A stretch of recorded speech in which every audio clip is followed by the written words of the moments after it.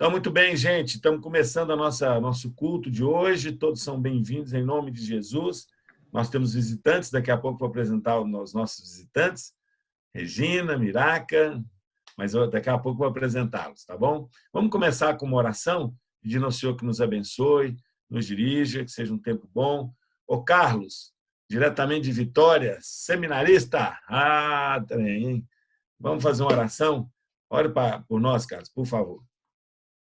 Deus, muito obrigado, Pai, por essa noite. Obrigado pela oportunidade que nós temos de nos reunirmos como Igreja do Senhor, como irmãos em Cristo, Deus. Agora, Pai, nós queremos te pedir por esse tempo que vamos ter, nós queremos te pedir que o Senhor acalme os nossos corações, que nós não percamos o foco no que o Senhor tem para falar com a gente essa noite e que o Senhor fale conosco poderosamente e pessoalmente, Pai. Essa é a oração que eu te faço, em nome de Jesus. Amém. Amém. Boa noite, gente. Ajuntamento.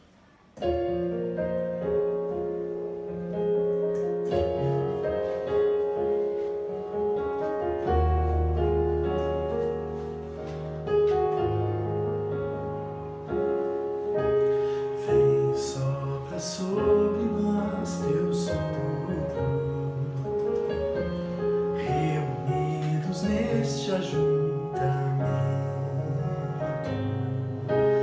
Honre e santifique este momento com a tua igreja que é teu povo. Faz teu rio de paz correr no meio destes que por fé vêm bendizer-te e a uma voz oferecer-te teus louvores, súplicas e anseios. Tu és o Senhor de toda glória, hoje e sempre como foste outrora.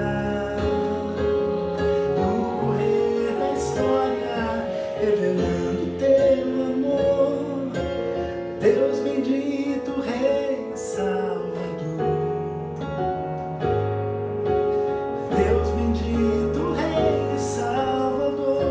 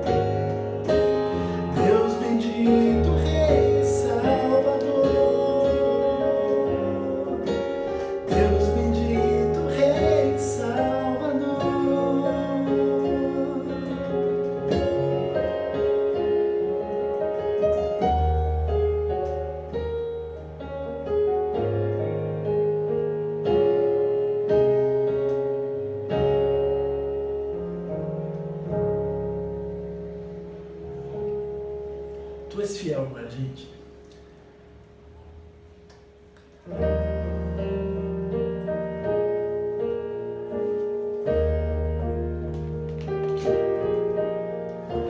Tu és fiel, Senhor, meu Pai celeste, pleno poder aos teus filhos darás.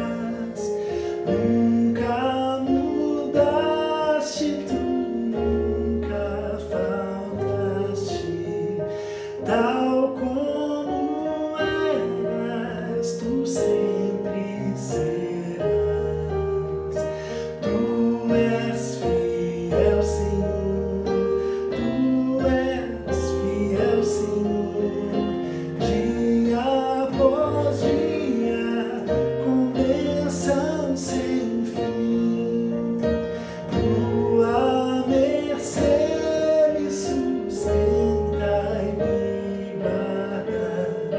Tu és fiel, Senhor, fiel a mim. Flores e frutos, montanhas e mares, sol, lua, estrelas no céu a brilhar. Tudo criaste na terra e nos ares. Todo o universo vem pois te louvar. Tu és fiel, Senhor, tu és fiel, Senhor, dia após dia, com bênção sem fim. Tua mercê me sustenta e me guarda. Tu és fiel, Senhor, fiel a mim.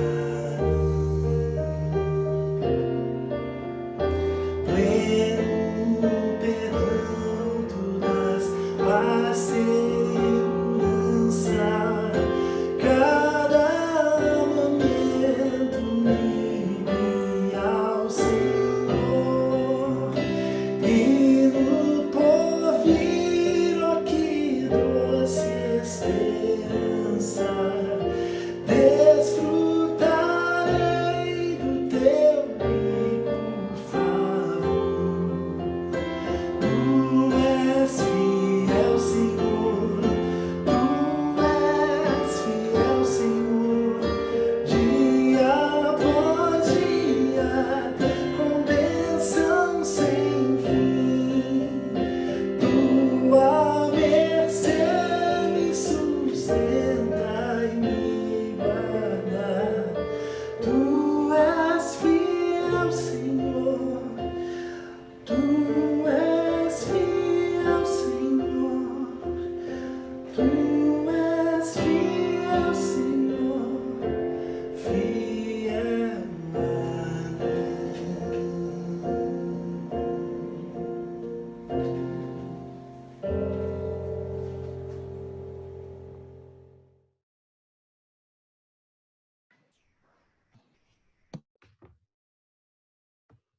Que beleza, né? Graças a Deus, louvado seja o nome do Senhor.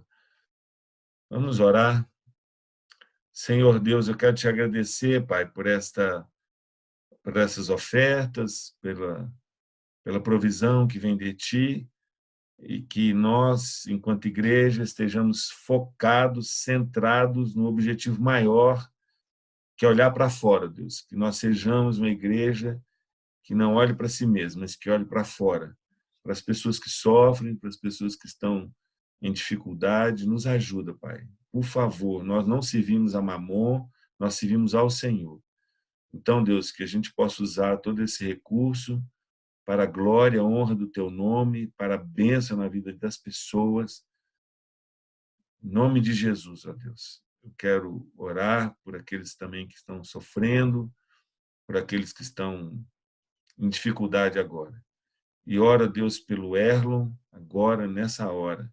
Peço que o Senhor use também na entrega da mensagem que o Senhor tem para nós nessa noite, em nome de Jesus. Amém. Amém. Meus irmãos, hoje nosso pregador, nosso mensageiro é o seminarista Erlon. Cadê ele? Deixa eu ver. Liga aí, Erlon. Estou aqui, chefe. Muito Boa noite. Boa noite. Ô, Erlon, antes de você começar, eu queria só trocar uma ideiazinha com você aí. E a gente já conversou sobre isso, né? Nós estamos começando desde... Domingo passado foi a exceção, que foi Dia das Mães, a Márcia foi a nossa pregadora, né? Belíssimo trabalho que ela fez, uma mensagem muito boa. Mas eu comecei no outro domingo passado a falar sobre algumas lições da pandemia. Meus irmãos, eu não acredito que nós vamos sair dessa pandemia do mesmo jeito que nós entramos, né? E sabe, Erlon, eu tenho ouvido e visto muita gente falar assim: nossa, eu estou doido para tudo voltar ao normal. Ô, Erlon, eu não quero que volte ao normal. Não quero. Se o normal era aquilo que nós estávamos vivendo, eu não quero. Eu quero sair diferente. Eu quero sair outra pessoa. Eu quero, de coração. A Vânia está aqui, ó. A Vânia está aqui do meu lado. Ela vive comigo, ela pode testemunhar. Eu falo isso todo dia. Eu quero sair diferente, sabe, Erlon? Eu quero sair outra pessoa. Eu quero que a CPC seja outra igreja, sabe? Eu quero que a igreja no Brasil seja outra. Eu quero isso. Não é possível que nós vamos passar por isso e não vamos reavaliar nossos valores, pensar. Não é possível, né? Então, meus irmãos, vamos ouvir o que Deus tem para nós através do Erlon, né? Que lições, Erlon, nós podemos tirar desse momento para que a gente saia disso? Porque aquilo que nós estávamos vivendo não era normal, não pode ser, né? Então, por favor, que Deus o use e o abençoe nessa meditação. Amém. Bom, boa noite oficialmente, né, meus irmãos? Nós vamos meditar, como o Marcelo falou, um pouquinho sobre lições da pandemia, né? E é minha oração que Deus fale ao seu coração. Eu confesso para os irmãos que foi uma mensagem difícil para eu preparar. Tira aí toda a inexperiência, o fato que eu estou começando a pregar agora, então ainda tem muito que aprender, né? Mas além disso, eu tive dificuldade, mas eu queria dizer para os irmãos que eu fui muito abençoado preparando essa mensagem. E eu creio sim que Deus nos fala, né? E não é diferente, não seria diferente agora em época de pandemia. Então, que Ele fale ao nosso coração e que seja um momento onde nós possamos aprender, ouvir a voz de Deus. Amém? Eu queria começar essa meditação contando sobre uma reportagem que eu li. A gente fala em lições da pandemia, né? E eu me deparei com um título de reportagem que eu normalmente não leria, mas eu não aguentei e li. Talvez alguns de vocês viram isso, eu sei que eu comentei com algumas pessoas. Uma empresária de São Paulo que tem 500 pares de sapato. E eu não entendi realmente o motivo dessa matéria, talvez só para a gente meditar, né? Ela estava chateada porque com o isolamento social ela não estava tendo a oportunidade de usar os seus sapatos. E ela tem 500 pares de sapato no seu guarda-roupa. E aí ela quis fazer o exame para ver se ela estava com coronavírus, não tinha sintoma nenhum, mas quis fazer e foi num laboratório particular para fazer isso. E ela, para fazer isso, ela se produziu toda, ela pegou uma bolsa que custa cerca de R$50 mil, uma bolsa de grife, uma bolsa dessas femininas, e ela usou um sapato da grife Prada que foi feito sob encomenda para ela. E ela foi fazer esse exame para ver se ela tinha o coronavírus. E ela ainda ficou triste porque o resultado veio negativo, ela queria ter o vírus para o corpo dela, de acordo com ela, desenvolver os anticorpos que ela precisava e tal. E eu fiquei meditando em cima daquilo, eu falei, gente, acho que ela não aprendeu nada, né? Talvez ela podia, chefe, ouvir aí algumas das pregações sobre lições da pandemia, para ver se aprende alguma coisa. Eu sei, meus irmãos, que a realidade dessa empresária é muito atípica. A grande maioria dos brasileiros não tem 500 pares de sapato, não poderia fazer o que ela fez, né?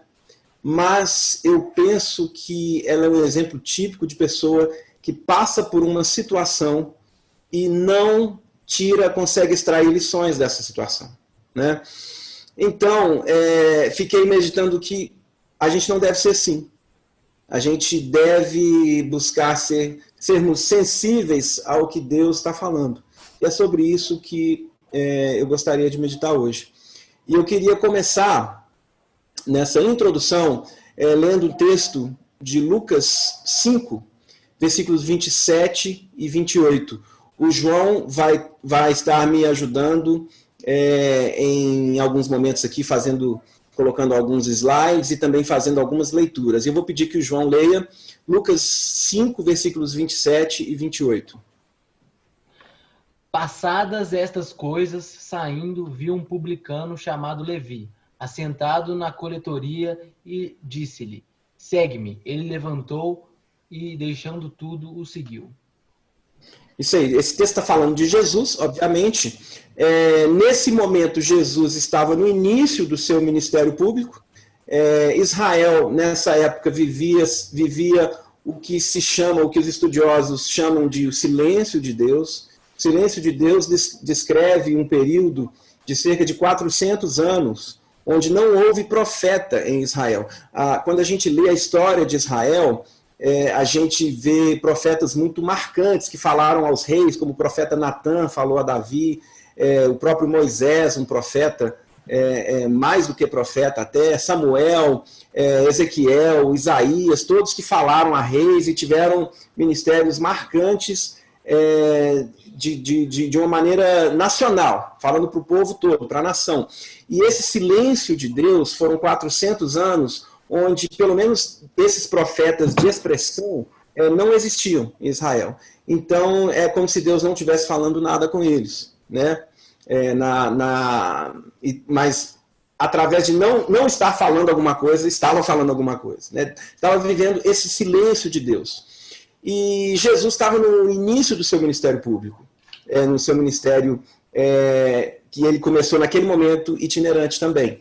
Então, ele já havia chamado alguns discípulos, ele já tinha feito vários sinais e milagres, ele tinha expulsado demônios, ele tinha curado enfermos, por exemplo. Ele já tinha curado a sogra de Pedro, o relato que nós temos da cura da sogra de Pedro. Já tinha chamado Pedro e outros discípulos também.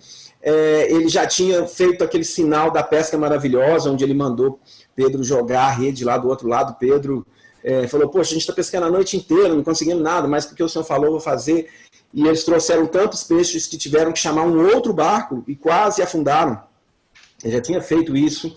Ele já tinha curado aquele paralítico que os 4 amigos tentaram levar até Jesus, mas tinha uma multidão muito grande, eles não conseguiam chegar, desceram pelo teto.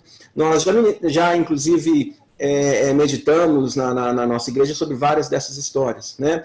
Então ele estava no início e já tinha feito alguns desses sinais que marcariam o seu ministério. A sua fama estava aumentando. E ele ainda não era alguém muito conhecido, ele estava começando a ficar conhecido. E algo diferente estava acontecendo ali. Nunca havia se visto o que estava se passando naquele momento. E Jesus, então, ele vê Mateus na coletoria e o chama para segui-lo. Jesus viu 2 coisas em Mateus, ao meu ver. Primeiro, ele viu a condição atual de Mateus. Ele viu que Mateus era um homem doente, um homem que precisava da cura da alma, da cura do espírito. Não doente fisicamente, mas ele era um homem doente. E Jesus o chamou. A gente vê isso no texto, em seguida, quando Mateus dá uma festa, na verdade, em homenagem a Jesus, convida Jesus, Jesus vai à festa, e aí os religiosos ficam falando, poxa, por que você está...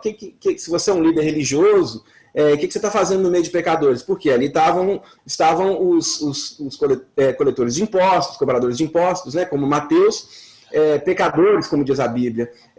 Os cobradores de impostos, eles trabalhavam para o Império Romano, eles eram odiados pela população. Vocês imaginam uma nação vir aqui nos subjugar e agora nós temos que pagar impostos para essa nação, e alguns brasileiros vão trabalhar para essa nação, recolhendo esses impostos. Muitos eram desonestos, cobravam mais do que deveriam. Então, os cobradores de impostos eram odiados. E Jesus fala, olha, eu não vim para os sãos, não, eu vim para os doentes. Quem é são não precisa de médico. Então, Jesus viu que Mateus precisava dessa cura, que só ele podia dar. Não é isso? Outra coisa, a segunda coisa que Jesus viu em Mateus é quem ele poderia se tornar. Ele viu além de quem Mateus era. Ele era um cobrador de impostos, ele era odiado pela população, ele tinha sérios problemas, mas ele viu que Mateus poderia se tornar um discípulo, ele poderia se tornar um apóstolo, e ele se tornaria um homem que, inspirado pelo Espírito Santo, escreveria as próprias palavras de Deus, como no Evangelho de Mateus. Então, Jesus viu o que Mateus poderia se tornar. Muito mais, penso eu, do que Mateus via em si mesmo. Mas eu penso que Mateus também viu algo diferente em Jesus. Ele percebeu que estava acontecendo alguma coisa. E quando ele teve a oportunidade, ele não hesitou e ele optou por um caminho sem volta. Mateus observou e estava antenado aos acontecimentos do seu tempo. E eu penso que é importante que nós estejamos antenados aos acontecimentos do nosso tempo. Algo diferente, gente, está acontecendo hoje. E o que Deus está nos dizendo hoje? Ele certamente nos fala, certo? Mas o que ele está falando? Eu penso, e eu quero propor a ideia de que, mais do que nos falar algo novo, eu acredito que Deus está nos dando uma oportunidade de ouvir o que ele tem nos dito há muito tempo. Ele não está falando algo novo. Eu tenho medo que na ânsia de ouvir algo novo, uma revelação, nós não prestemos atenção no que ele está nos falando e já vem nos falando. E eu gostaria de propor 3 recados, 3 mensagens de Deus para nós nesse momento de pandemia. A primeira coisa que eu gostaria de propor é que nós estamos, e Deus está nos dando a oportunidade de ver, nós estamos em um contexto de relatividades. Mas a Escritura é absoluta. Eu sei que absoluto não é uma palavra muito popular na cultura pós-moderna, na mentalidade pós-moderna. Mas é isso que a Bíblia é. A Bíblia é absoluta em um momento de tanta relatividade. Gente, nós não sabemos de fato o que está acontecendo. Certo? Eu sou uma pessoa que eu procuro me informar bastante. Eu procuro, quando eu vejo uma notícia, buscar essa notícia de outra fonte para ver a perspectiva na qual ela foi escrita. Eu me preocupo muito com a propagação de notícias falsas, as chamadas fake news. E eu já busquei informação com muita gente. Eu confesso para os irmãos, eu não sei o que está acontecendo. Porque a gente escuta uma pessoa, aí fala assim, poxa, essa pessoa parece que sabe o que está falando. Mas aí vem uma outra pessoa com uma opinião totalmente contrária e você fala, poxa, mas essa pessoa também parece que sabe o que está falando. Como diz lá em Provérbios 18, versículo 17, fala assim, o que começa o pleito parece justo, até que vem o outro e o examina. E o que tem de gente examinando o que os outros estão falando, nesse momento, é uma coisa de louco. Eu não sei o que está acontecendo. A pandemia, ela nos pegou de surpresa, certo? Ninguém, em janeiro desse ano, imaginava que isso ia acontecer. Nós começamos as aulas do seminário em fevereiro, ninguém pensava em fazer aula online, como a gente tem feito nos últimos praticamente 3 meses. Ela nos pegou de surpresa, mas ela não deveria nos pegar de surpresa. Nós não deveríamos ter sido pego de surpresa. Por quê? Porque Jesus já nos preveniu desse momento que nós estamos vivendo. Olha só, lá em Lucas, capítulo 21, dos versículos 8 ao 19, Jesus está conversando com os discípulos e ele está falando desse momento que nós estamos vivendo. Nós sabemos que Jesus veio, se encarnou, Deus homem, Emmanuel, Deus conosco. Ele veio uma primeira vez. Ele foi morto, ele ressuscitou e ele foi assunto aos céus. E ele voltará. Então nós estamos vivendo o período entre a primeira vinda de Jesus e a volta de Jesus. Nós não sabemos quando será a volta de Jesus, mas nós sabemos que nós estamos vivendo esse tempo. E esse texto de Lucas, ele nos fala desse tempo que nós estamos vivendo, que começou com a ascensão de Jesus aos céus e continua hoje e vai acabar quando ele voltar para dar um fim nessa história e começar uma história nova. Então eu queria pedir que o João lesse Lucas 21, dos versículos 8 ao 19. Por favor, João. Respondeu ele: Vede que não sejais enganados, porque muitos virão em meu nome dizendo: Sou eu, e também chegou a hora. Não o sigais. Quando ouvirdes falar de guerras e revoluções, não vos assusteis, pois é necessário que primeiro aconteçam essas coisas, mas o fim não será logo. Então lhes disse: Levantar-se-á a nação contra nação, reino contra reino, haverá grandes terremotos, epidemias e fome em vários lugares, coisas espantosas e também grandes sinais dos céus. Porém, antes de todas essas coisas, lançarão mão de vós e vos perseguirão, entregando-vos às sinagogas e os cárceres, levando-vos à presença de reis e governadores por causa do meu nome. E isto vos acontecerá para que deis testemunho. Assentai, pois, em vosso coração de não vos preocupardes com o que haveis de responder, porque eu vos darei boca e sabedoria a que não poderão resistir, nem contradizer todos quantos se vos opuserem. E sereis entregues até por vossos pais, irmãos, parentes e amigos, e matarão alguns dentre vós. De todos sereis odiados por causa do meu nome. Contudo, não se perderá só um fio de cabelo da vossa cabeça. É na vossa perseverança que ganhareis vossa alma. É isso. Então, Jesus falando aos discípulos do tempo que nós estamos vivendo. Desde que Jesus foi assunto aos céus, essa palavra dele vem se cumprindo. Nós temos visto perseguições aos discípulos de Jesus, e já começa lá no livro de Atos, a primeira perseguição. E depois disso a história nos relata a perseguição do Império Romano, a perseguição dos mouros, dos bárbaros. Então, os cristãos sempre foram perseguidos. E começou ali mesmo, na época do relato bíblico de Atos. Epidemias, Jesus falou que nós teríamos epidemias. A peste negra, ela dizimou metade da população da Europa, gente, entre 1331 e 1353. Metade da população da Europa morreu. A gripe espanhola, de 1918 a 1920, cerca de 100 anos atrás, matou cerca de 50 milhões de pessoas, o que equivalia a 2,5% da população mundial. Então, nós temos visto essas coisas acontecerem. Nós temos visto coisas espantosas. As guerras mundiais, bombas atômicas, o tsunami que matou 230 mil pessoas, grandes terremotos, terremotos no Chile, terremoto no Japão, terremoto na Califórnia, terremotos em vários lugares, acidentes nucleares, coisas espantosas. Nós temos visto essas coisas que Jesus falou desde que Jesus foi assunto aos céus. Todas essas coisas, elas devem nos fazer buscar nas Escrituras as respostas que buscamos. A Escritura, ela é útil para o nosso ensino.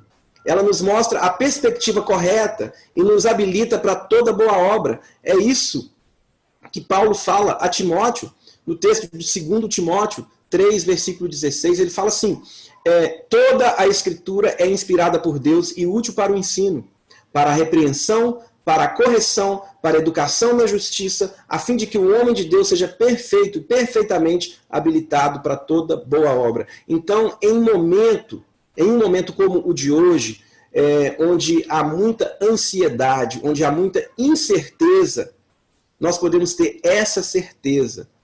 Devemos e podemos ser guiados pelas Escrituras, porque a Escritura é absoluta. Penso eu que é a primeira coisa que Deus está nos falando nesse momento. Mas ele continua falando também. Ele nos fala uma segunda coisa, que eu penso que é que nós estamos em um mundo caído, mas a sua restauração é certa.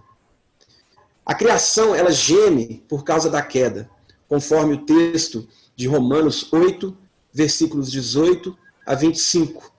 Eu vou pedir que o João leia esse texto. Ela geme por causa da queda. Porque para mim, tenho por certo que os sofrimentos do tempo presente não podem ser comparados com a glória a ser revelada em nós. A ardente expectativa da criação aguarda a revelação dos filhos de Deus, pois a criação está sujeita à vaidade, não voluntariamente, mas por causa daquele que a sujeitou, na esperança de que a própria criação será redimida do cativeiro da corrupção, para a liberdade da glória dos filhos de Deus, porque sabemos que toda a criação, a um só tempo, geme e suporta angústias até agora. E não somente ela, mas também nós, que temos as primícias do Espírito. Igualmente, gememos em nosso íntimo, aguardando a adoção de filhos, a redenção do nosso corpo. Porque na esperança fomos salvos. Ora, esperança que se vê não é esperança, pois o que alguém vê, como espera? Mas, se esperamos o que não vemos, com paciência o aguardamos. Pois é, esse texto fala que a criação ela geme. O que aconteceu, gente, não era para ser assim. Não era para o mundo ser do jeito que é. Não era para a gente sofrer essas consequências do pecado. Mas o homem, ele pecou. E ele levou consigo toda a criação. Então nós temos muitos problemas por causa da queda. E todos nós estamos sujeitos aos efeitos da queda. Por causa da nossa condição e da condição do mundo. No entanto, há esperança. A pandemia atual e tudo mais que ainda viveremos vai passar. Como diz o texto aí no versículo 21 que o João acabou de ler, a própria criação será redimida do cativeiro da corrupção para a liberdade da glória dos filhos de Deus. Esse momento vai passar. Passaremos por outros momentos difíceis, eles também passarão. E a criação será restaurada, será redimida. Nós temos mais um texto que está lá em Apocalipse, versículo 21, capítulo 21, versículos 1, 3 e 4. Eu vou ler. Fala assim: vi novo céu e nova terra, pois o primeiro céu e a primeira terra passaram, e o mar já não existe. Então ouvi grande voz vinda do trono, dizendo: eis o tabernáculo de Deus com os homens. Deus habitará com eles, eles serão povos de Deus, e Deus mesmo estará com eles, e lhes enxugará dos olhos toda lágrima, e a morte já não existirá. Já não haverá luto, nem pranto, nem dor, porque as primeiras coisas passaram.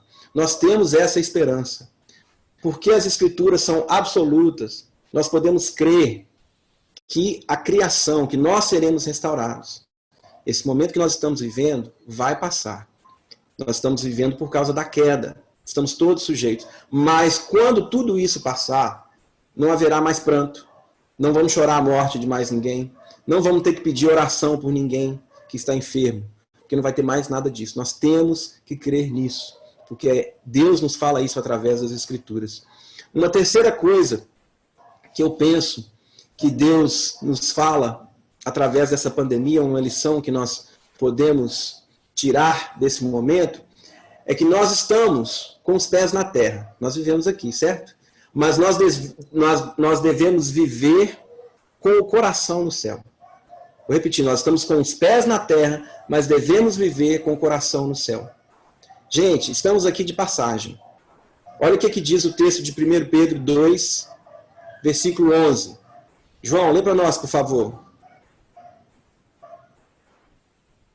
Amados, exorto-vos como peregrinos e forasteiros que sois, a vós absterdes das paixões carnais que fazem guerra contra a alma. Gente, está vendo o que Pedro falou aqui? Exorto-vos como peregrinos e forasteiros. Peregrinos e forasteiros. É isso que a gente é. É isso que a Bíblia diz. E, portanto, nós devemos buscar e pensar nas coisas do alto, conforme diz a palavra em Colossenses 1, versículo 3. Olha só, diz o seguinte: portanto, fostes ressuscitados juntamente com Cristo. Buscai as coisas lá do alto, onde Cristo vive, assentado à direita de Deus. Pensai nas coisas lá do alto, não nas que são aqui da terra, porque morrestes e a vossa vida está oculta juntamente com Cristo, em Deus. Penso que o grande problema que nós temos é que nós temos a mentalidade desse mundo. Isso é uma coisa que vem muito natural para a gente. Nós nascemos aqui e temos essa mentalidade. E a consequência disso é que nós vivemos dentro do padrão de pensamento do mundo e tentamos encaixar Deus e a realidade do reino dentro de tudo isso. Eu acredito que isso, inclusive, é o motivo de muita terapia que é feita, porque nós tentamos encaixar uma realidade do reino dentro da nossa realidade aqui, dentro desse nosso pensamento. Não funciona. Não funciona. Nascer de novo, Jesus falou, importa-vos nascer de novo. O que é nascer de novo? Nascer de novo significa aprender tudo de novo do zero. Não criar mais um departamento na nossa vida denominado vida espiritual. Nós temos a nossa vida toda compartimentalizada, certo? Nós temos vários compartimentos, vários departamentos. Aqui é a minha área financeira, aqui é a minha área sentimental, aqui é a minha área profissional e aqui é a minha área espiritual. Vamos colocar então Deus dentro dessa área espiritual, certo? Então nós fazemos isso. Não é isso que é nascer de novo. Nascer de novo é começar tudo do zero. É pensar nas coisas do alto. É não ficar pensando nas coisas desse mundo. É comum nós enxergarmos Deus a partir de uma ótica econômica, por exemplo, ou uma ótica política, uma ótica social. Vocês devem conhecer pessoas que pensam que Deus é capitalista, certo?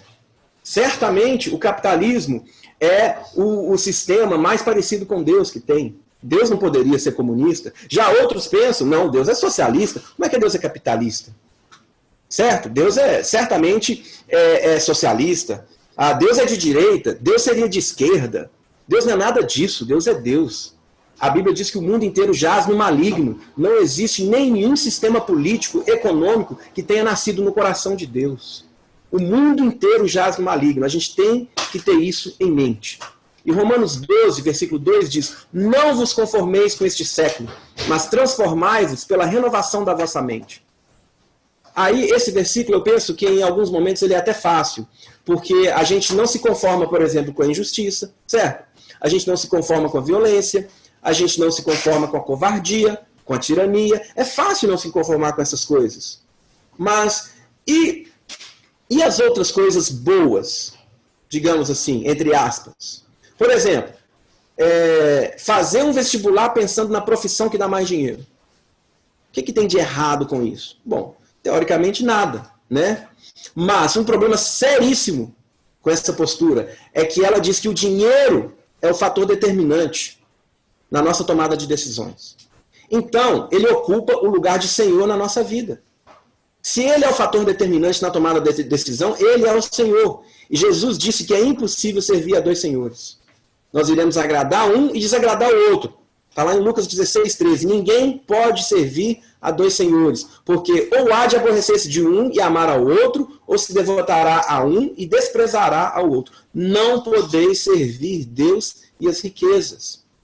E aí troca riquezas aqui por qualquer outra coisa que pode ocupar o lugar do Senhor na sua vida. Pode ser o seu trabalho, pode ser uma ambição, pode ser um relacionamento. Não dá para servir a Deus e a outro Senhor. Não dá. Então, o Senhor Deus tem que ser o fator determinante nas nossas decisões, não o dinheiro, não qualquer outra coisa. Uma segunda coisa, um outro exemplo. Planejar o futuro, levando em conta e colocando a sua confiança no que beneficia somente você. Lá em Lucas 12, vou pedir que o João leia para a gente. Lucas 12, versículos 16 a 21. Por favor, João. Eles proferiu ainda uma parábola, dizendo: o campo de um homem rico produziu com abundância, e arrazoava consigo mesmo, dizendo: que farei, pois? Não tenho onde recolher os meus frutos. E disse: farei isto, destruirei os meus celeiros, reconstruí-los-ei maiores, e aí recolherei todo o meu produto e todos os meus bens. Então direi à minha alma: tens em depósito muitos bens para muitos anos. Descansa, come, bebe e regala-te. Mas Deus lhe disse: louco, esta noite te pedirão a tua alma, e o que tens preparado, para quem será? Assim é o que entesoura para si mesmo e não é rico para com Deus. Gente, é interessante, não é? O Marcelo pregou sobre esse texto há pouco tempo na CPC, não sei quem se lembra. O que é interessante ver é que esse homem, ele era um homem honesto. O texto não fala que ele era um homem desonesto, que ele era um homem inescrupuloso, não, ele era um homem honesto. Outra coisa, ele era inteligente, ele era competente no seu trabalho e ele era um estrategista. Hoje, no nosso tempo, esse homem estaria dando palestras, seminários, talvez escrevendo livros e cobrando aí por um treinamento de final de semana, dando treinamentos. A gente provavelmente admiraria esse homem, mas Deus chama ele de louco. Gente, são dois modos de pensar completamente diferentes. O modo de Deus e o nosso modo de pensar. Deus chama esse homem de louco. Deus chamou ele de louco. Por quê? Porque ele pensou nele. Ele achou que agora estava tudo bem, agora ele podia descansar, ele poderia curtir a vida, já trabalhou muito, poxa, afinal de contas ele merece, não é isso? E Deus falou, louco, você vai morrer hoje, e aí? O que você ajuntou, você ajuntou para quem? Quem que vai se beneficiar disso? Eu escutei um pastor pregando, eu achei muito interessante, ele falou, não existe aposentadoria para os filhos de Deus. Não existe. Não estou falando que você tem que continuar trabalhando o resto da vida, mas a gente tem que continuar na nossa missão de levar o evangelho até o resto da vida. Essa é a nossa missão. Não é curtir a vida depois de ter trabalhado bastante. Essa é uma mentalidade que a gente tem que tirar, a gente tem que extirpar da nossa vida. Lá em 2 Timóteo 2, versículo 4, diz, nenhum soldado em serviço se envolve em negócios dessa vida, porque seu objetivo é satisfazer aquele que o arregimentou.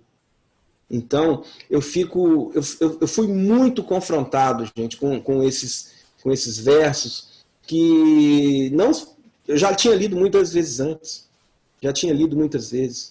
Mas eu me vi pensando, me preocupando com o futuro e com coisas justas, coisas honestas, mas a minha missão não está aqui nessa vida. Ela está aqui nessa vida no sentido de que eu vou trabalhar aqui. Mas o meu coração, ele tem que estar no céu, nas coisas de Deus. O nosso coração tem que estar lá, e não nas coisas desse mundo. Olha só, isso é muito forte. Nenhum soldado em serviço se envolve em negócios dessa vida. E muitas vezes a gente se estressa, a gente faz planos, e pede oração, e a gente está preocupado com o que está acontecendo nessa vida. E a gente não está levando em conta o que Deus está falando. Bom, nós falamos no início sobre Mateus, e nós vimos que ele era um homem que foi sensível ao agir de Deus em seu tempo. Jesus o chamou e ele atendeu ao chamado, abandonando tudo e partindo por um caminho sem volta. Ele abandonou tudo, partiu por um caminho sem volta. O Mateus, coletor de impostos, acabou ali naquele dia, e ele passou a ser um discípulo de Jesus. Nós precisamos da mesma sensibilidade e do mesmo compromisso de Mateus. Deus nos fala através dos acontecimentos dos nossos dias. E nos dá, mais uma vez, a oportunidade de ouvir o que ele tem a dizer. O que ele vem nos dizendo desde sempre.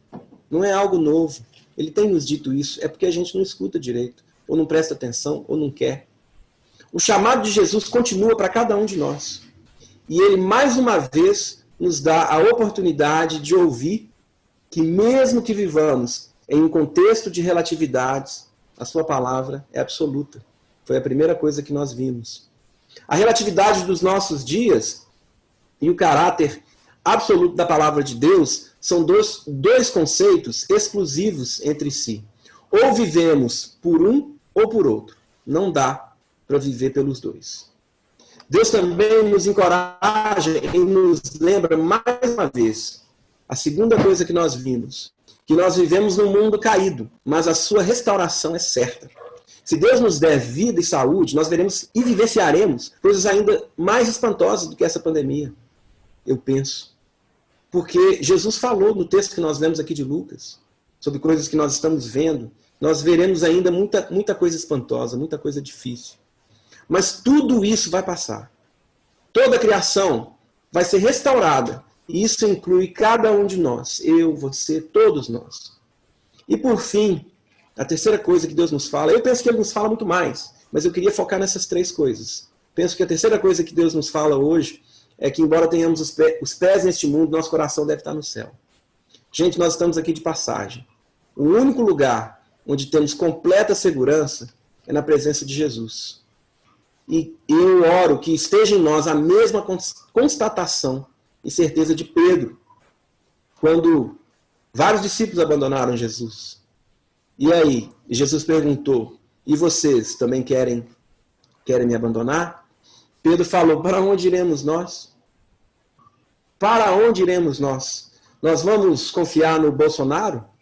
Ou no Lula? Ou no Maia? Ou no Trump? Ou na OMS? Ou no Calil? Ou no Zema?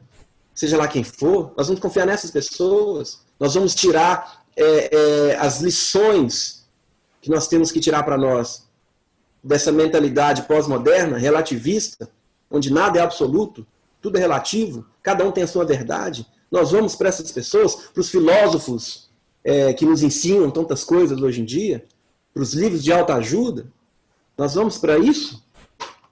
Para onde iremos nós? Pedro falou, só tu tens as palavras de vida eterna. Que essas palavras produzam vida em nós, enquanto aguardamos ansiosamente a redenção da criação. Amém. Deus abençoe.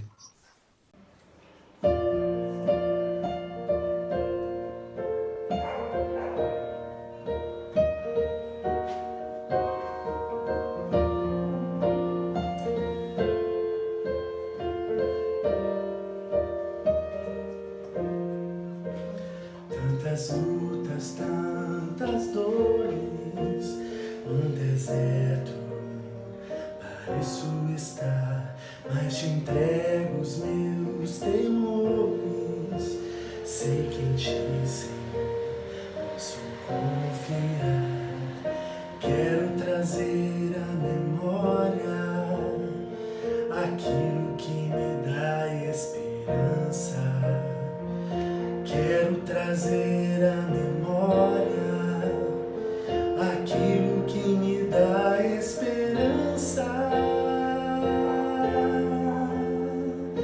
Como é bom poder pertencer a um Deus de amor. Como é bom poder confiar em tua fidelidade. Eu descanso em ti, eu espero em ti, eu te adoro, Deus de amor.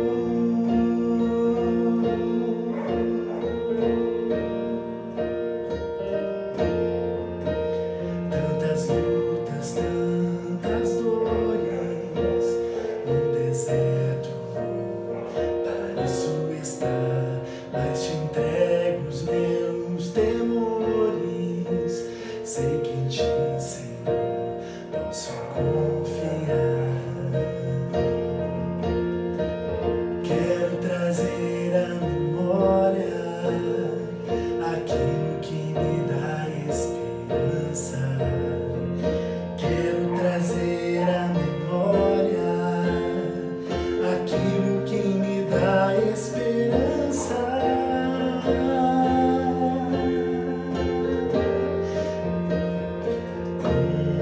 Como é bom poder pertencer a um Deus de amor. Como é bom poder confiar em tua fidelidade. Eu descanso em ti, eu espero em ti, eu te adoro, Deus de amor.